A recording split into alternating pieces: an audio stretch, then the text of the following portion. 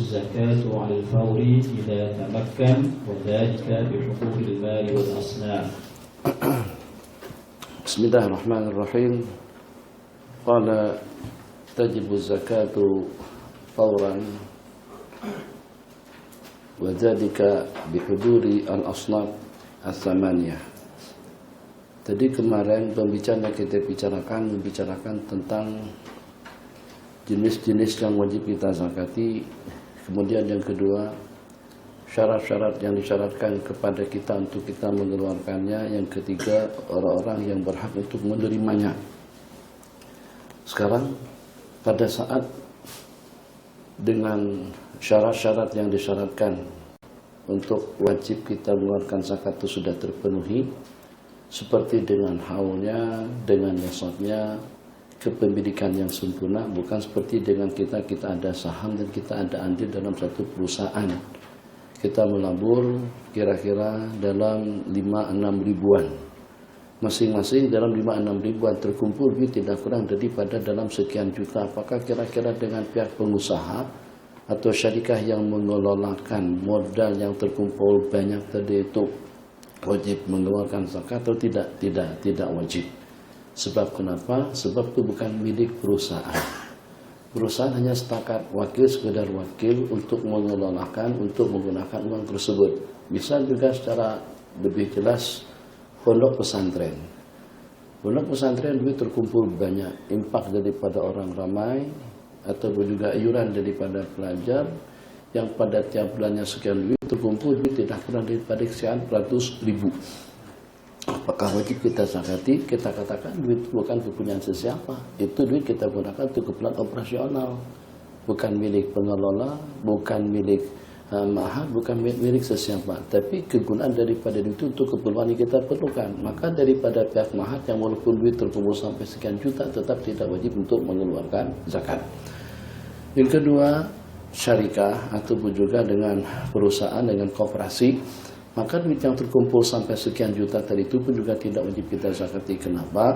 Yang walaupun yang pertama cukup nisabnya, cukup haulnya, tapi tidak ada kepemilikan yang sempurna. Bilkul dam yang dimiliki oleh seseorang itu adalah milik daripada orang ramai, di samping simpanan daripada tiap individu yang menyimpan di perusahaan tadi itu, yang melabur di perusahaan tadi itu tidak cukup nisab. Beda hanya kalau seperti dengan bank. Jadi dengan bank secara amnya, kalau seandainya antara satu sama lain jumlah bilangan duit yang disimpan itu tidak sama sebagaimana sekarang ini, ada yang sampai 50 ribu, ada yang 100, ada yang 20, ada yang 30. Jadi yang simpanan di banknya setakat dalam 1.000, 2, 3, 4 ribu saja, yang walaupun sudah terputar haul 1 tahun, cukup nisab secara totalnya pun juga tidak wajib zakat kepada mereka yang tidak cukup nisab. Tapi biasanya bank-bank Islam mereka minta kebenaran kepada, kalau sana disebut dengan kepada Allahumma shalli ala nasabah, nasabah disebut sana bahasa nasabah, kepada orang yang menyimpan uang tersebut, apakah nanti dengan zakatnya akan mereka keluarkan atau mereka yang mewakili untuk mengeluarkannya. Sebenarnya secara hukum kita yang tidak cukup simpanan kita di bank tidak mencukupi nisab, untuk kita secara pribadi tidak wajib zakat. Sementara dengan yang lainnya yang simpanannya melebihi daripada nisab atau cukup nisab atau juga lebih, dan juga dengan terputar haul 1 tahun, untuk mereka itu wajar. Jadi sepatutnya pada masa kita menyimpan duit, seeloknya dengan pihak mereka tanyakan terlebih dahulu. Kalau simpanan kita banyak daripada 15.000 ke atas, nah zakatnya macam mana? Apakah kami akan mengeluarkan atau akan dikeluarkan sendiri? Tapi kita yang masuk uang 500, 1.000, 2.000, 3.000 itu tidak perlu dipertanyakan yang semacam itu, sebab yang secara pasti hisab kita tidak cukup. Jadi persyaratannya sudah terpenuhi, kemudian orang-orang yang berhak untuk menerimakannya juga sudah lengkap dan cukup, maka bilakah dengan kita wajib mengeluarkannya. Jadi dikatakan syarat wajib kita mengeluarkan zakat itu ada 2. Syarat yang pertama, duitnya sudah hadir, duitnya sudah ada. Yang kedua, pihak yang akan menerimakan pun juga sudah wujud. Jadi kalau seandainya duitnya sudah terkumpul, alhamdulillah, hitung daripada zakat 100.000 RM 2.500. Tapi kita serahkan kepada siapa? kita berada di satu tempat, orang Islam tidak ada di situ, fakir miskinnya tidak ada, yang berutang pun juga tidak ada, mu'allafati qulubuhum pun juga tidak ada. Nah, dalam keadaan seperti itu tidak wajib segera kita mengeluarkannya. Bila wajib segera kita mengeluarkan zakat, dua syarat: duit yang nak kita keluarkan itu sudah tersedia, sudah ada.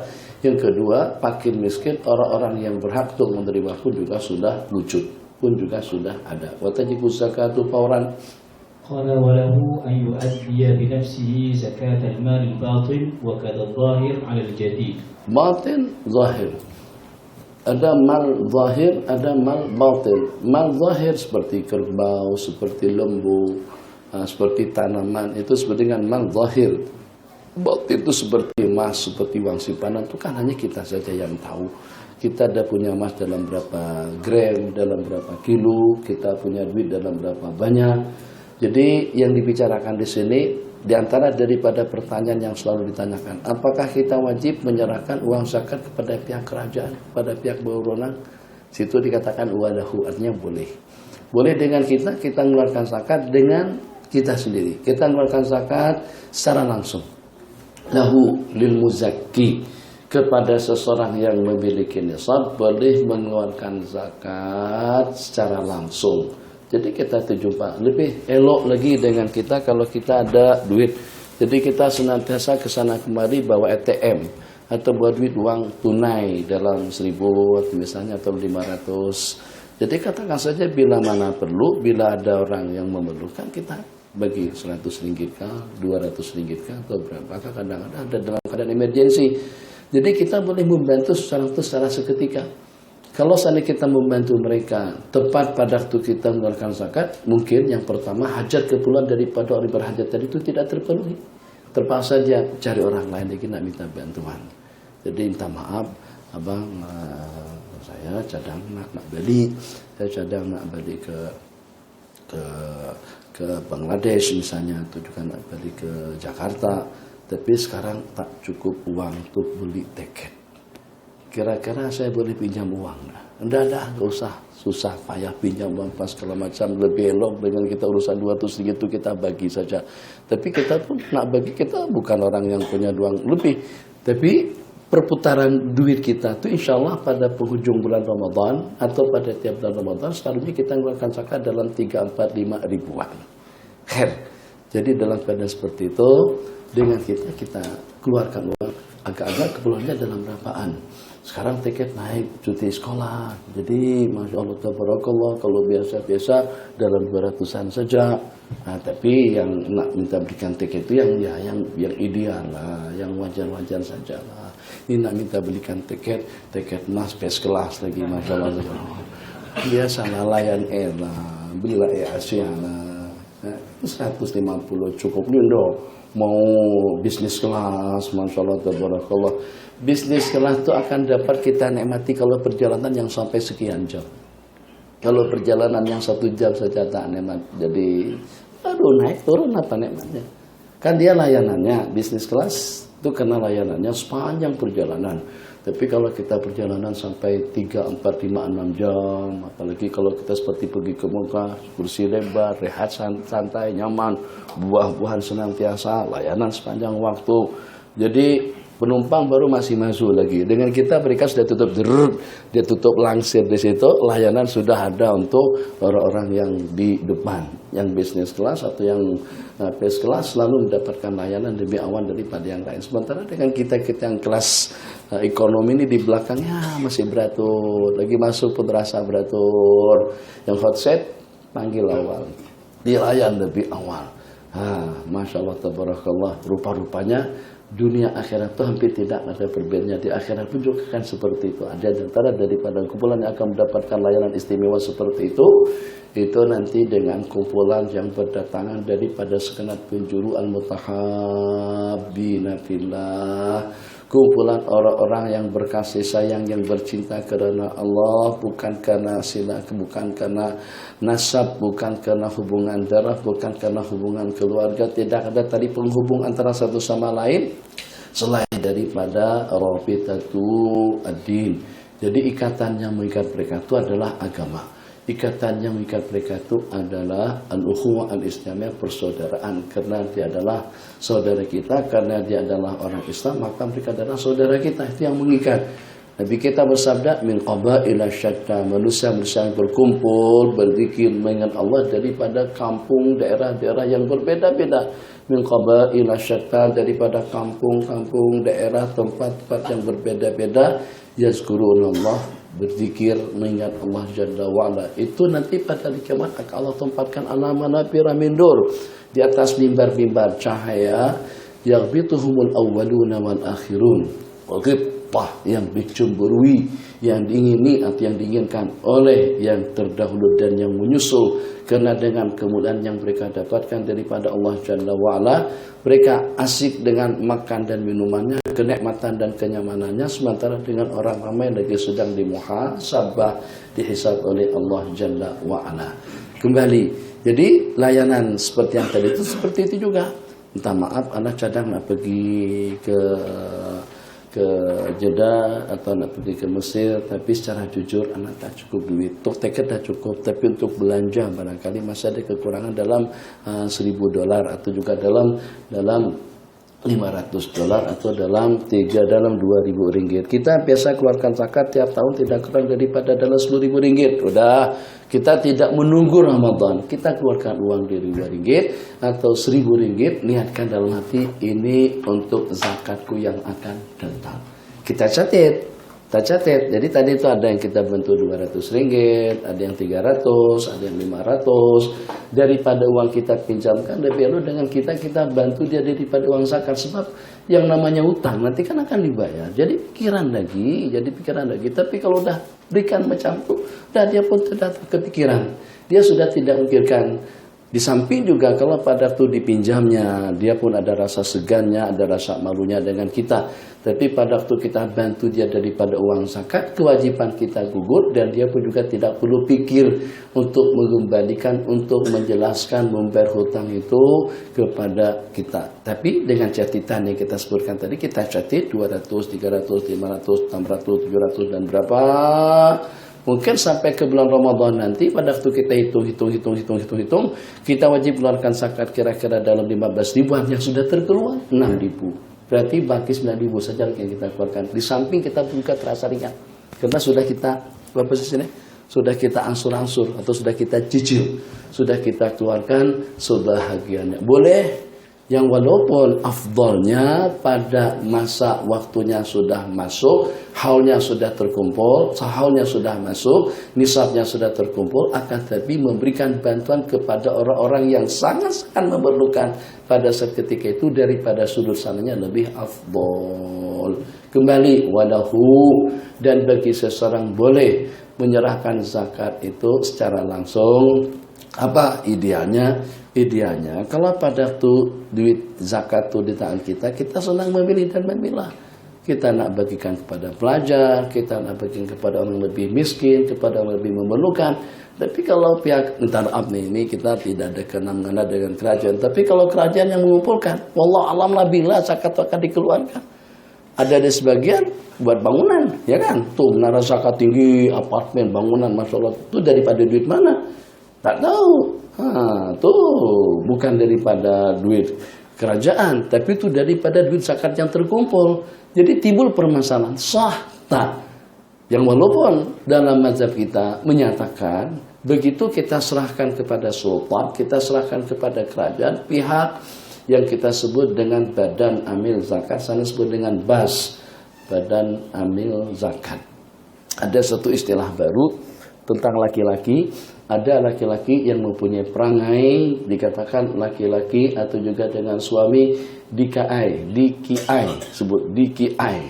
Sana sebut dengan laki-laki yang mempunyai sifat dikii atau dikai bahasa sana. Maksudnya laki-laki yang berada di bawah kuasa istri. Dikiai, ya kan? Laki-laki di bawah kuasa istri. Seperti itu. Khair.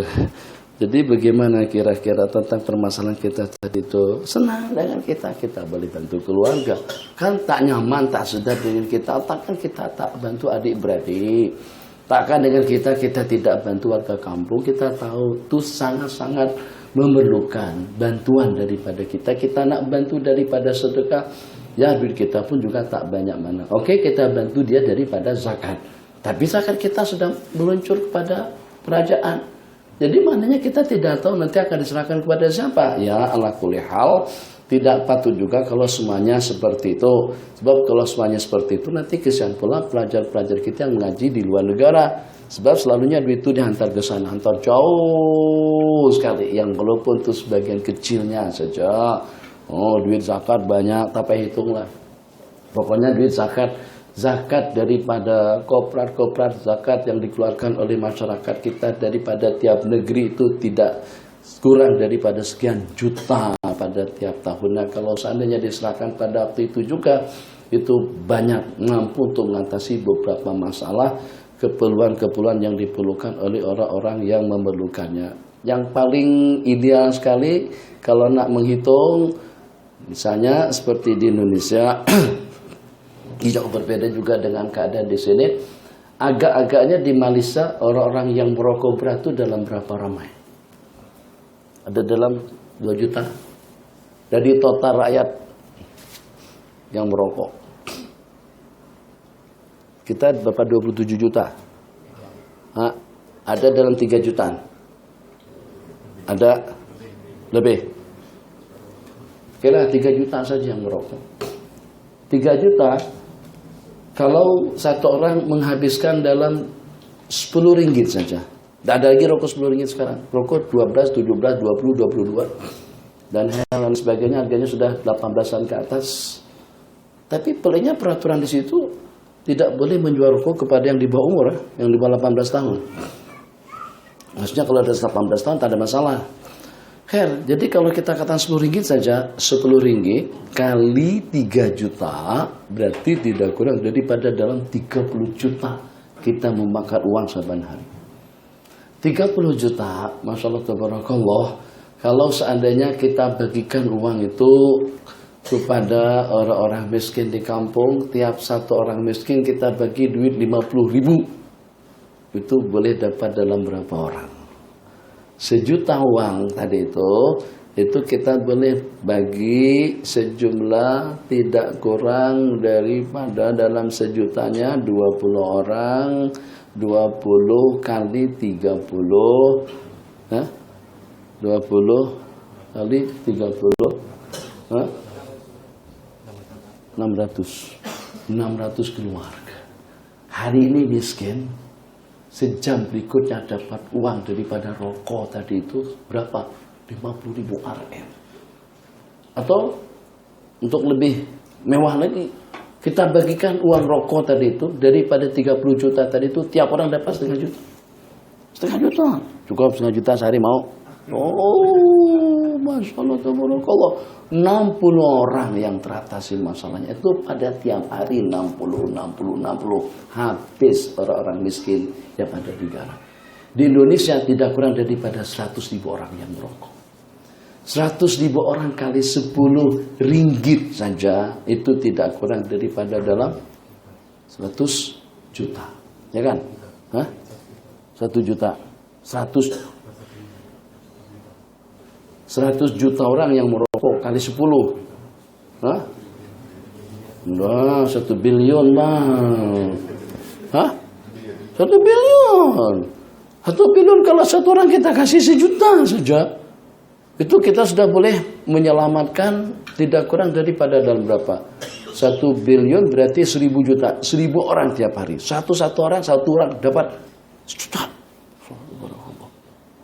Hari itu juga kawin, beli rumah, beli apa, boleh. Tak payah ada buka restoran sana sini.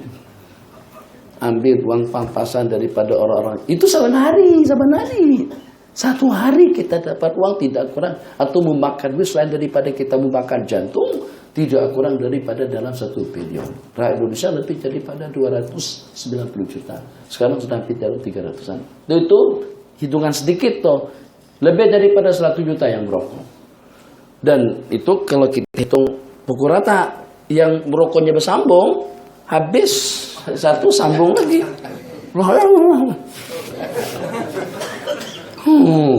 Tapi yang hebatnya dengan mereka toleransinya itu. Maksudnya ada tasamu, ada rahmat kasih sayang. Jadi masyaallah tabarakallah. Perasaan tak? Jadi kalau seandainya pada waktu dia merokok, jadi dia bagikan rokok tadi itu kepada kawan-kawannya, kawan merokok, sanggup dilindungi lagi supaya jangan sampai terpadam apinya tadi itu. Jadi bukan ncis dinyalakan, terus begitu tidak, sanggup dengan sebelah tangan kiri bantu supaya apinya tidak terpadam. Kalau seandainya apinya sudah ada, maka dia bagikan rokok yang sudah hidup tadi itu, dia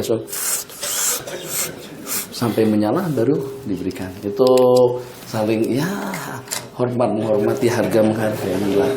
Nah, dari sudut situnya mungkin besar lah artinya, tapi dari sudut membakar kesehatannya itu cerita lain. Kembali jadi seperti itu ceritanya. Kalau kita ada uang zakat, uangnya pun tak banyak, mana lebih elok kita langsung lah yang mengeluarkan. Panggil adik-beradik kita yang laki-laki, Pak Alung, Pak T, atau juga dengan Pak Tang, tetangga, bahkan sanak saudara kita pun boleh. Adik-beradik kita tidak wajib memberikan biaya proposal kepada mereka. Saya boleh bagikan zakat kepada adik kandung saya dan juga kepada abang saya. Bahkan ada pendapat, katakan dalam bahasa kita boleh memberikan zakat kepada anak laki-laki kita yang sudah dewasa, yang tidak berpenghasilan, yang sudah balik tapi tidak mempunyai penghasilan, tetapi itu boleh dizakati oleh orang tua kandung dia sendiri. Nah, qala kita berarti berapa? At-tawkilu was-sarfu ila al-imam. Qala walahu at-tawkilu was-sarfu ila al-imam. Naam, atau tawkil was-sarfu ila al-imam. Walahu lil muzakki, boleh tawkil mewakilkan kepada seseorang, atau was-sarfu ila al-imam, atau menyerahkannya kepada imam. Itu maksudnya situ pemerintah, badan amil zakat, pihak berkuasa, pihak berwenang. Kalau di sini Kementerian Dalam Negeri atau Majelis Ulama atau jabatan mufti, ya itulah yang disebutkan dengan as-sultan, pihak berwenang yang diberikan mandat atau yang mendapatkan izin daripada kerajaan untuk mengelola urusan zakat. Maka dengan kita antara dua pilihan, ya kita keluarkan langsung, ya kita berikan kepada sultan, kita berikan kepada pihak berkuasa. Dengan diserahkan kepada mereka, kewajiban kita sudah gugur. Yang walaupun kewajibannya gugur, tapi manfaat duit kita itu belum dapat kita rasakan. Kenapa? Sebab itu terkumpul pada saat ketika itu. Jadi orang-orang yang memerlukan secara serta-merta tidak mendapatkannya. Kenapa? Sebab zakat akan dikeluarkan, prosesnya panjang. Kalau dari kita langsung, langsung 2.000 hari itu juga dapat dipakai. Tapi kalau untuk kita dapat zakat daripada badan amil zakat daripada kerajaan, prosesnya, borangnya, beraturnya, entah bila keluarnya, itu kan? Atau langsung dapat zakat tuh? Hah? Sebulan baru dapat. Maksudnya kalau orang dalam yang masuk waktu udah mati dulu baru zakatnya keluar. Ya kan perlu duit. Dia yang namanya sakit perlu perobatan secepatnya, perlu rawatan secepatnya, tidak boleh ditangguh-tangguh. Misalnya ada orang nabrana, kalau apa minta maaf nanti tunggu sebulan aja lah, tunggu sebulan. Makci jangan beranak dulu, nanti bulan depan. Sebab kita lagi ada duit, mana ada, tak boleh. Tapi kalau yang secara langsung tadi itu, dah bagikan seketika juga duit akan dia gunakan. Rumah sakit, hospital swasta banyak yang tidak melayan pesakit-pesakitnya kecuali kalau udah deposit terlebih dahulu. Kalau operate yang sampai 30-40 ribuan, mana boleh. Kalau tidak ada jaminan pasti mereka tidak akan layan. Terpaksa berpindah daripada hospital pada hospital yang saya maksud hospital swasta, sehingga sampai orang tuh udah dalam keadaan sakaratil. Syukur-syukur kalau seandainya ada yang bersedia untuk merawat juga untuk mengoperatnya. Kalau tidak sampai mati tidak ada orang yang menolong, waliyadzubillah. Nah, قال والأظهر أن الصرف إلى الإمام أفضل إلا أن يكون جائرا. قال والأفضل أن الصرف إلى الإمام أفضل إلا أن يكون جارا. Jadi jairan. Sesungguhnya menyerahkan uang zakat kepada kerajaan itu lebih afdal. Alasannya sebab kalau pada waktu kita serahkan kepada kerajaan, kerajaan akan boleh memberikannya secara sama rata. Kerajaan boleh memberikan zakat itu secara sama rata. Kenapa? Sebab sedikit demi sedikit daripada masyarakat semuanya akan terkumpul uang sampai 3, 4, 5, 6 juta. Zakat 50 ringgit, 100 ringgit. Itu kalau kita mau berbelanja tak cukup. Untuk keperluan hari itu pun masih belum cukup lagi. Jadi asal muasal tuntutan atau asal muasal tujuan zakat itu dikeluarkan itu agar bagaimana dengan kita mampu untuk mengatasi kemiskinan yang pada tahun ini dia miskin, pada tahun depan dia sudah menjadi orang yang mengeluarkan zakat. Itu asal tujuannya. Makanya bukan 50, 100, 200, 300. Bagaimana? Jadi proses atau juga yang sepatutnya dalam pengelolaan zakat kita berikan kepada asnaf, katakan saja kepada fakir miskin. Ini cara yang ditangani langsung oleh pihak kerajaan. Kita tanyakan kepada orang-orang tadi itu, abang kebolehannya dalam bidang apa? Saya dulu pernah jadi pedagang, saya pernah dagang kelapa, jualan kelapa sawit, jual getah. Dulu pernah juga saya jual bisikal, saya pernah juga jalan motor, saya pernah juga jualan kereta, misalnya. Jadi orang yang punya keahlian yang semacam itu kita tanyakan. Kalau seandainya abang ada peluang kembali untuk berjualan, mau tak? Oh, memang itu yang sangat saya harapkan. Jadi cadangan nak buka, tak jualan apa? Saya cadangan nak buka restoran. Agak-agak abang tuh buka restoran tuh dalam berapaan modalnya? Berapa kira-kira cukup? Kalau untuk restoran yang biasa-biasa saja 500.000 cukup, Bang Wan. Untuk permulaan cukup.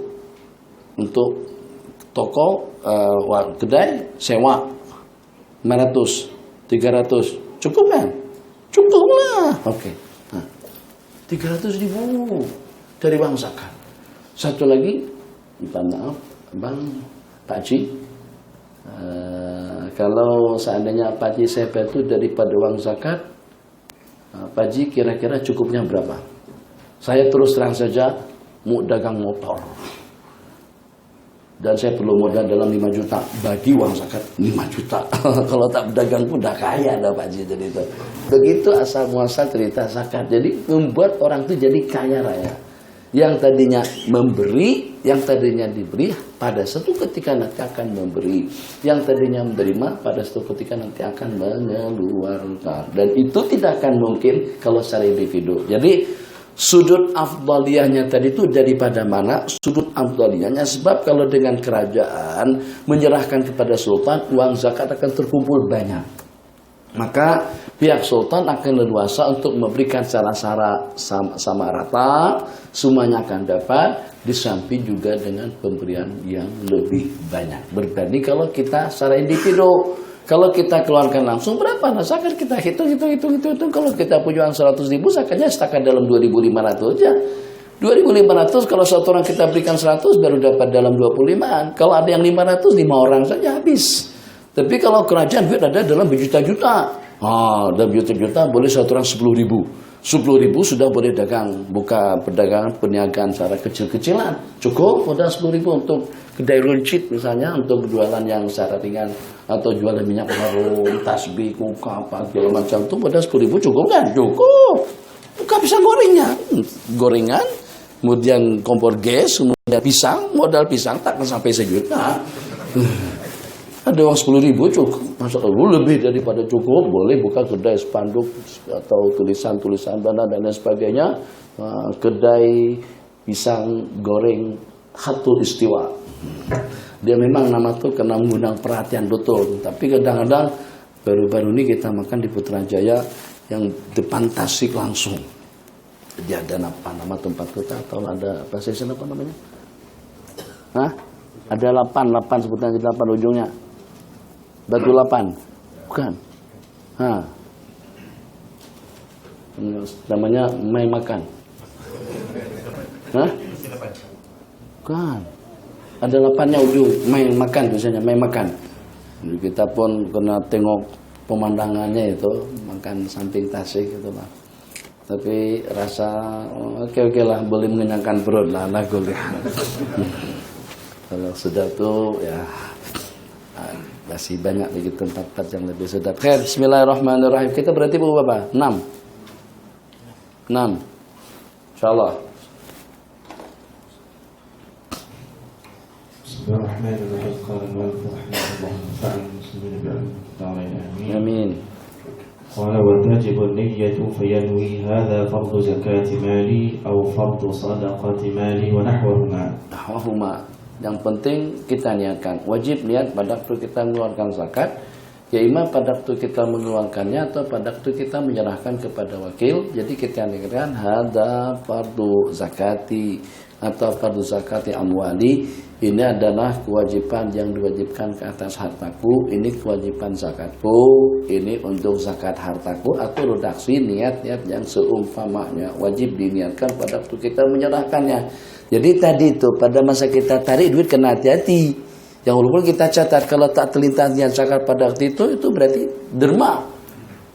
Kita tak boleh potong nanti daripada hitungan. Jadi pada masa ada orang perlukan duit secara mendadak dalam keadaan emergensi, perlu bantuan dalam 2.000, dia nak operate, melahirkan, istrinya melahirkan, perlukan uang dalam 3.000-an tapi tidak punya uang, ada cuma 1.000.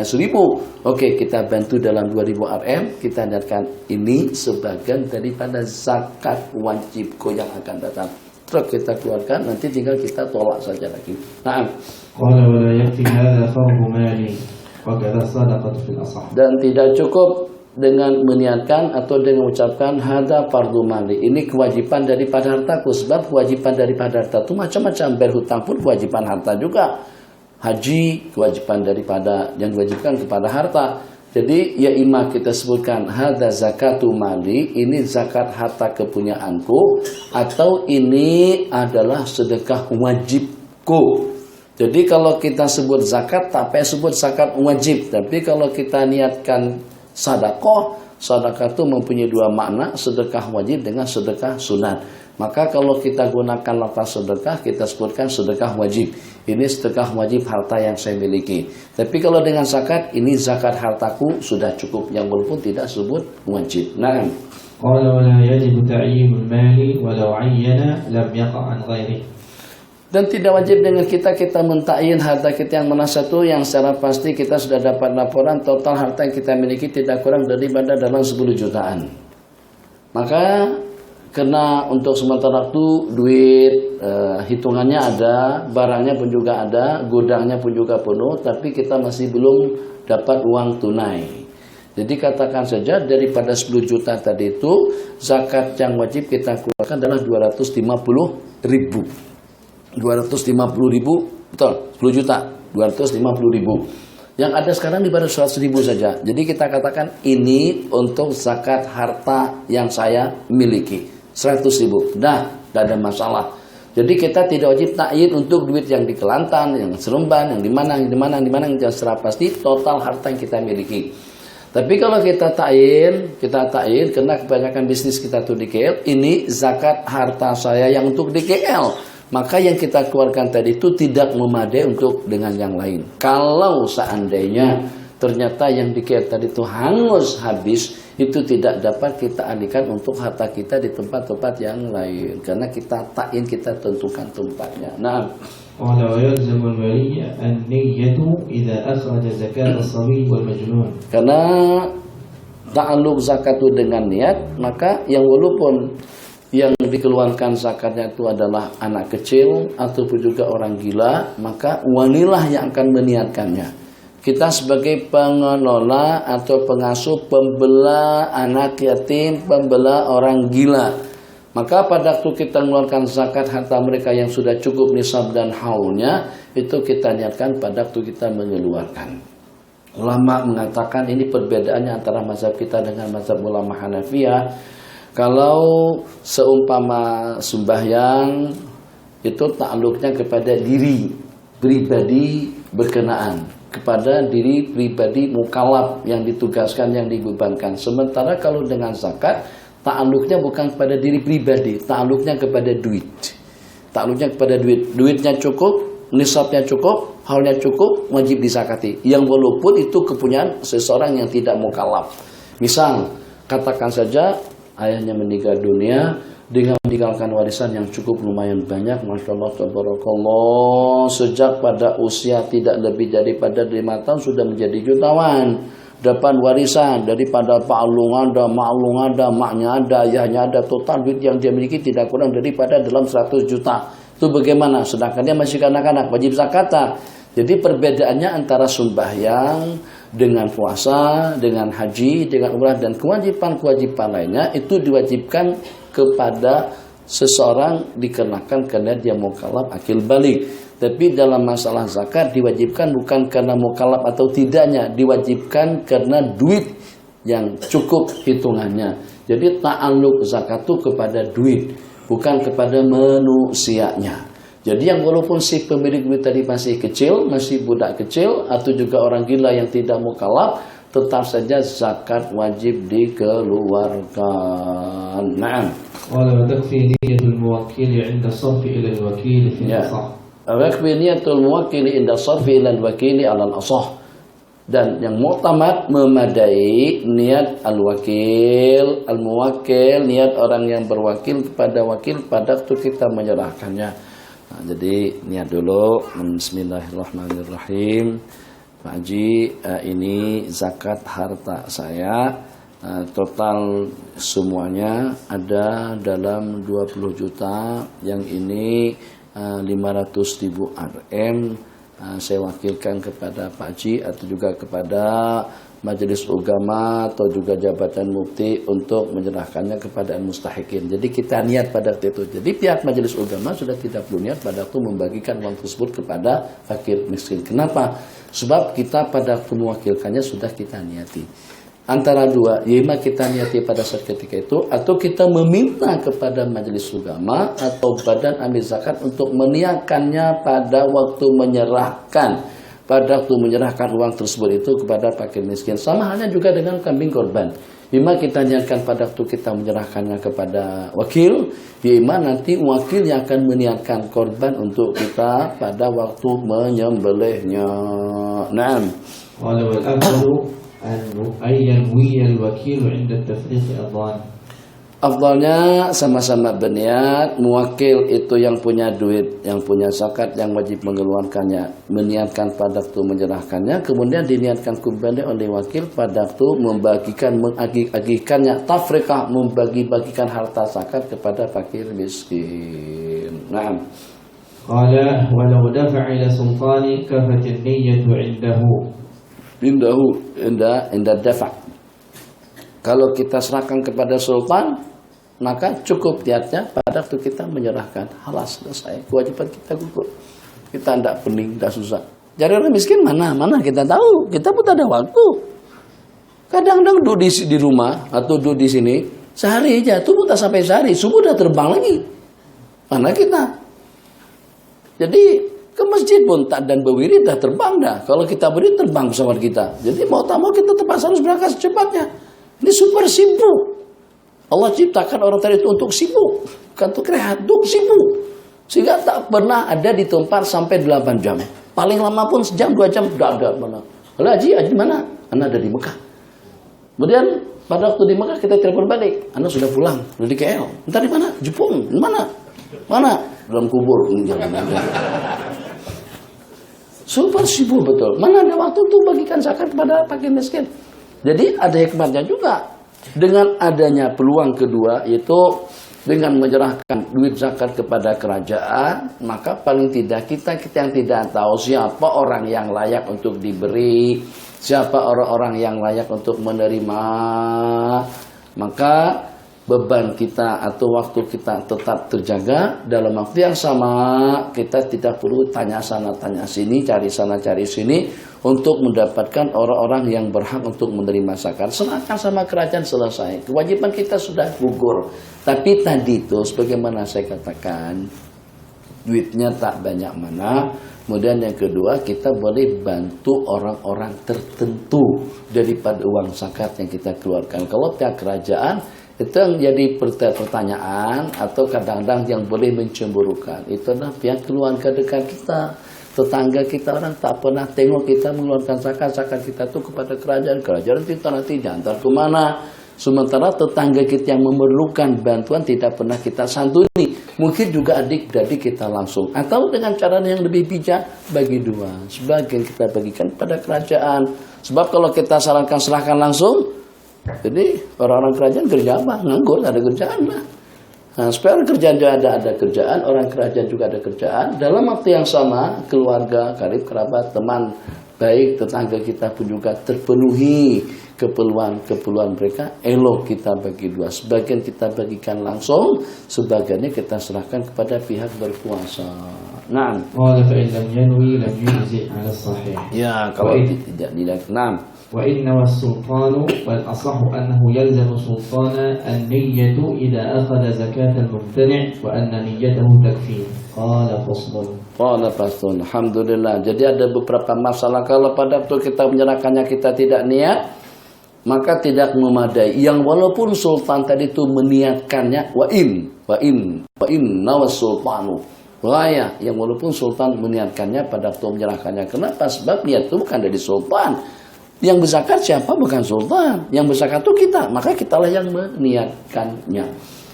Qala wa takfi niyatu sultan. Pada waktu sultan mengambil secara paksa duit zakat daripada orang yang tidak mau mengeluarkan zakat. Begitu katanya. Jadi dia mumtani. Haji dah hisabnya. Apa zakat susah-susah. Enak banget, senang sangat. Udahnya nak kerja dapat makan. Kalau nak hidup, cari sendirilah. Kerja sendiri. Takkan jadi beban kepada orang lain. Kamu di hidup menyusahkan orang lain saja.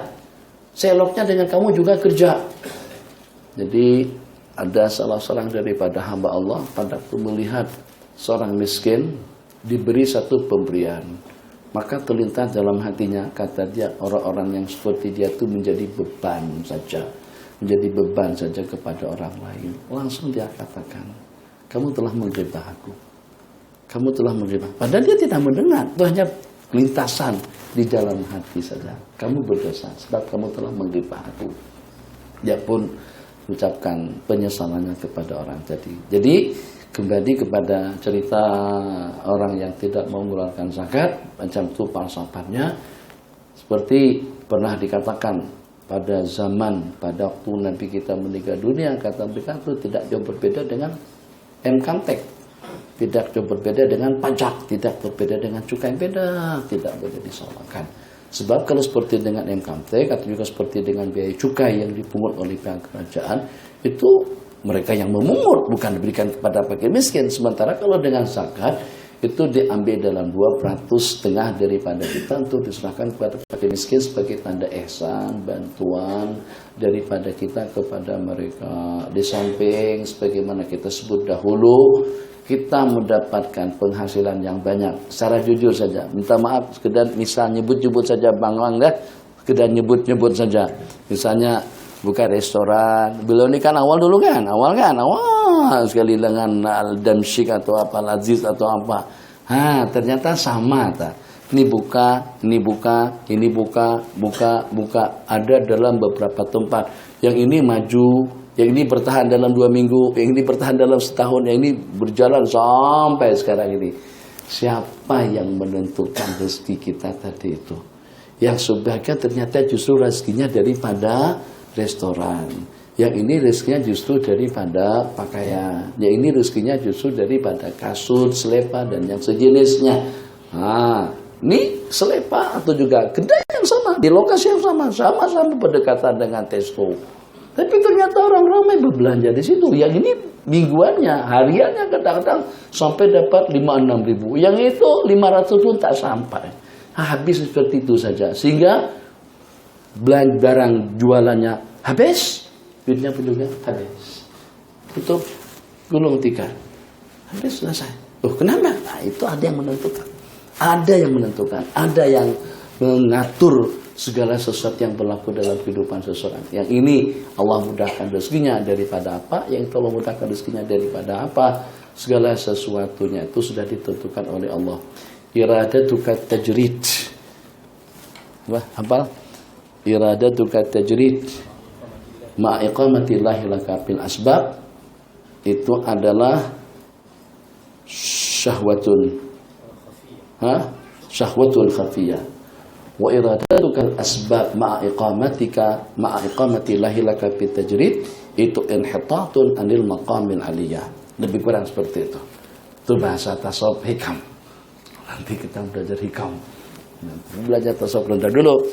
Iradatukal asbab, Anda inginkan asbab pada saat Allah posisikan kita dengan makam tajarrud.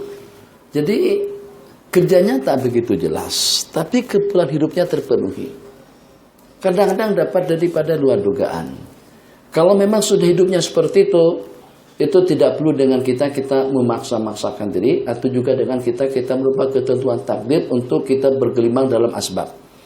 Ada dengan sebagian kita kehidupannya itu melalui asbab, tapi juga ada di antara daripada kita yang kehidupannya tanpa ada asbab. Asbab musabab yang tidak diketahui.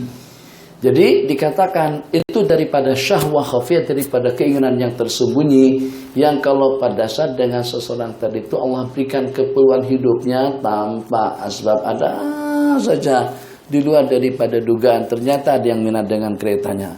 Bilang kereta ini kereta buruk. Enggak apa-apa, buruk saya beli. Tapi tadi yang enggak masalah. Saya nak juga. Agak-agak mau dibeli berapa sama ente? Terserah Tuan Haji lah. Hah? Yang betul nih? Iya yang betul. 10 juta. Ente kalau bilang 50 juta pun anak bayar. Nah, itu kan tanpa asbab.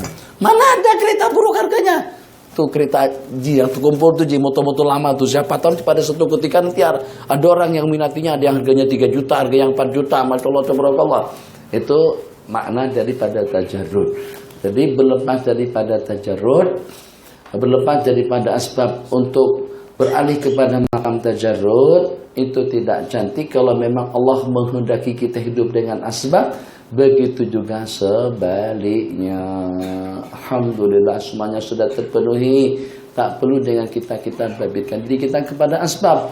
Ataupun juga sebaliknya, hidup kita bergantung dengan asbab. Jualan yang situ, jualan yang sini, pencarian yang sana, pencarian yang sini. Terus kita nak bertawakal, lepaskan daripada asbab semuanya. Tidak perlu kerja, hidup saja. Takkan Allah tak bagikan kita rezeki. Kucing saja dapat makan, ayam saja dapat makan, dan sebagainya. Karena mungkin dengan kita tidak mendapatkan keperluan hidup. Berlepas daripada sebab, tidak lagi berniaga, tidak lagi berjualan. Akhirnya 3 hari kemudian bankrupt. Kenapa? Sebab Allah mendaki kita hidup dengan asbab. Wallahu alam. Sallallahu. Ada pertanyaan, soalan? Tak ada.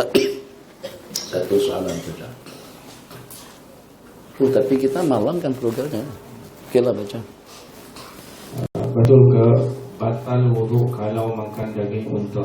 Betul? Betul, batal wudu kalau makan daging onta. Sebab kalau kita katakan betul pun tak ada juga orang makan daging onta di sini. Ya kan? Betul menurut mazhab Imam Ahmad bin Hanbal. Mazhab kita tidak.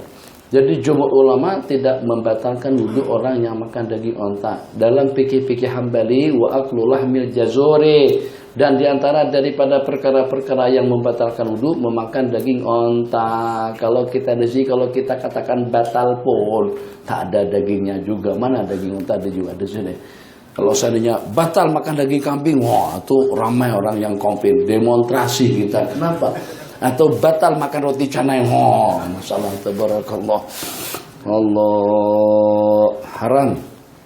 Fatwa baru-baru ini ada di antara daripada jabatan yang mengatakan diharamkan kepada orang-orang Melayu makan beberapa jenis makanan. Satu, roti canai. Yang kedua, cepati. Kemudian yang ketiga, roti Arab. Dan yang kelima, sambal belacan. Tanya haram kecap, roti Arab, roti canai, cepati. Haram. Siang bulan Ramadan. Masa puasa haram. Allah, ada yang lain silah.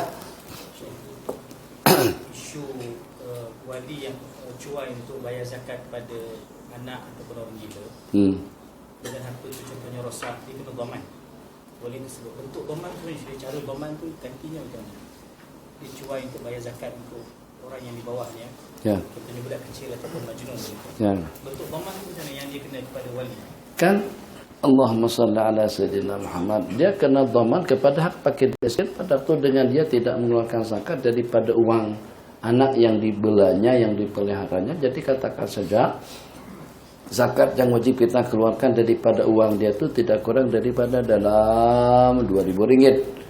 Ternyata yang hak 2.000 ringgit tadi itu tidak dikeluarkannya. Dia wajib dhaman, wajib menggantikan hak fakir miskin senilai uang 2.000 ringgit. Kadar yang sama. Yang lain, Bang. Kalau orang yang berhutang, dia tidak membayar hutang kepada pemberi hutang. Ya. Adakah orang yang pemberi hutang itu berniatkan orang ini dia dah memang Tak. lari tak bayar hutang, dia niatkan atas duit yang hilang sebagai zakat. Tak salah. Bab itu sudah dianggap seperti hilang. Jadi satu kepada pencuri, yang kedua kepada orang yang ingkar, yang tidak mengaku berhutang, yang ketiga yang mengaku berhutang tapi tidak mau bayar. Kalau nak juga, tapi itu pun belum tentu seperti apa yang kita inginkan.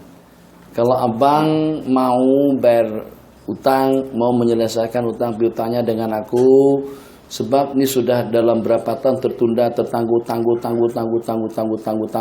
utangnya dalam 10 ribuan. Gimana kira-kira kalau saya bantu abang daripada uang zakat, tapi untuk dibayarkan ke saya? Nah, itu secara hukum, oke. Tapi abang tidak wajib menepati janji. Dengan arti kalau setelah saya keluarkan uang 10 ribu, janjiannya tadi itu 10 ribu saya bagikan untuk abang selesaikan utang piutangnya dengan saya. Itu abang tidak wajib menepati janji. Kalau abang berkata semacam itu pun belum ada tuntutan ke atas abang untuk membayar utang atau untuk menepati janji. Sementara mengira zakat daripada hutang piutang seseorang itu tidak menggugurkan kewajiban kita, sebab seakan-akan seperti tidak ada. Dan itu bukan haknya si yang berhutang. Kalau kita memang nakkan dia juga, kita bantu daripada zakat, tapi kita keluarkan uang tunai dulu. Ya semacam tadi, kita keluarkan uang daripada kita, bagikan ke dia, supaya nanti dia berleluasa untuk membayarkan uang tersebut untuk melunasi, atau juga untuk menjelaskan hutang piutangnya. Tapi dengan cara yang semacam tadi, hitung jumlah orang-orang yang berhutang dengan kita dalam 100.000 RM. Kita pun juga hitung cepat. Kalau saya wajib mengeluarkan zakat senilai 100.000 ringgit, berapa uang saya total uang saya semuanya? Sama-sama menghitung berapa? 4 juta. Hah? 4 juta. 4 juta. 4 juta ya? Nah, 4 juta.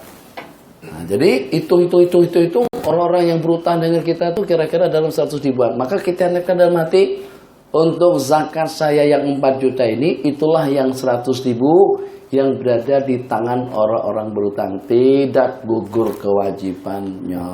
Sebab uang tadi itu kalau seandainya tidak disakatkan seperti itu pun, kapan dibayarnya? Kapan akan dijelaskan? Kapan akan sampai kepada kita? Sedangkan zakat sifatnya fauri. Harus segera kita serahkan. Terakhir. Waktu sholat zuhur, asar, maghrib itu berakhir apabila masuk waktu Berikutnya. kecuali isya dan subuh. Bukan isya. Bukan ila ghasaqil lail tu dan nisfil lail tu boleh.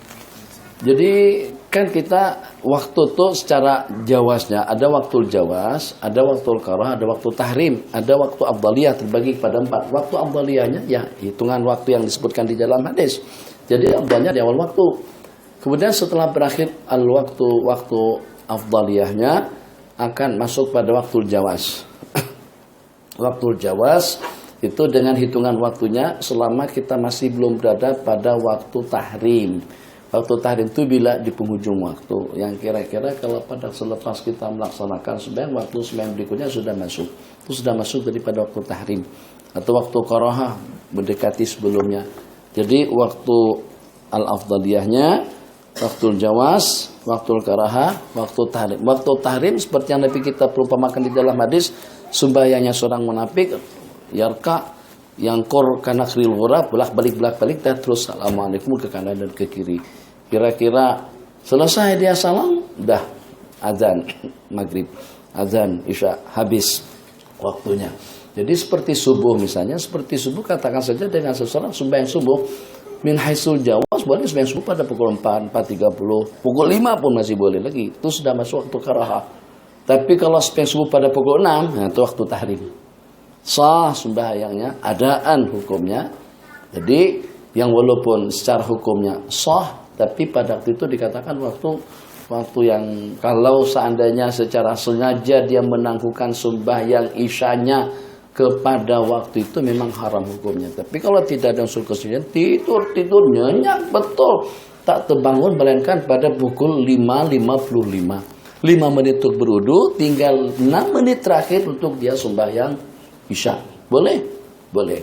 Bahkan kalau dapat 1 rakaat dalam waktu pun sudah adaan sembahyang. Subhanakallah wa bihamdika, asyhadu an la ilaha illa anta, astaghfiruka wa atubu ilaik. Rabbana atina fid dunya hasanah fil akhirati hasanah wa qina adzabannar. Amin. Walhamdulillahi rabbil alamin. Sallallahu rabbuna ala nuril mubin Ahmad Mustafa Sayyidil Mursalin.